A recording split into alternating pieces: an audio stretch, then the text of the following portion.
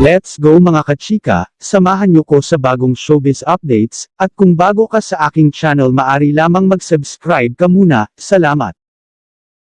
Muling nagpaputok si Lizelle Sicangco, ina ni Kylie Padilla, laban sa showbiz reporter na si Christy Fermin sa social media.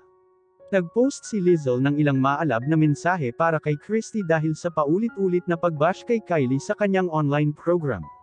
Ibinalita pa ni Christy na nalaman niya sa isang source na si Kylie, ang unang nanloko sa kasal nila ni Aljur Abrenica.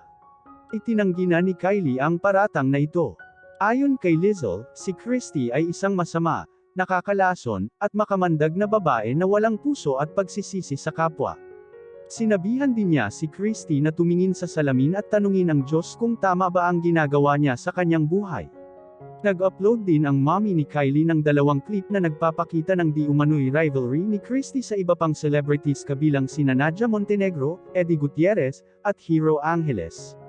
Ikaw ay masama at nakakalason na babae. Now anak ko naman ang sinisiraan mo. Nasaan ang puso mo? Wala kang pagsisisi, hindi mo alam ang pinagdaanan ng anak ko.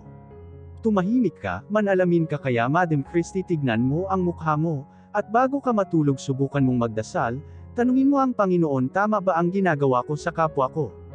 Samantala sa bagong post ng ina ni Kylie Padilla.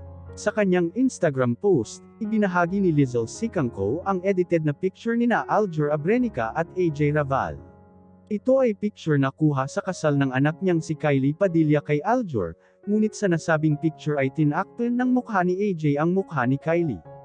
Nagbigay din ito ng mensahe sa dalawa at sinabing sana ay sila ng dalawa ang magkatuluyan. Aniya, masaya naman si Kylie para sa dalawa at naka-move on na ito at sana ay maging masaya na rin daw silang dalawa. Wish you both all the best in life. Sana forever na kayong dalawa. Happy naman si Kylie para sa inyong dalawa at naka-move on na rin siya at happy siya. Sana ganun din ang source ni Christy. Tama na ang bitterness nakaka-wrinkles. Move on. Sa ngayon ay deleted na ang kanyang mga ipinost sa Instagram account. Kayo mga kachika, ano opinion nyo? Just comment down below. Maraming salamat.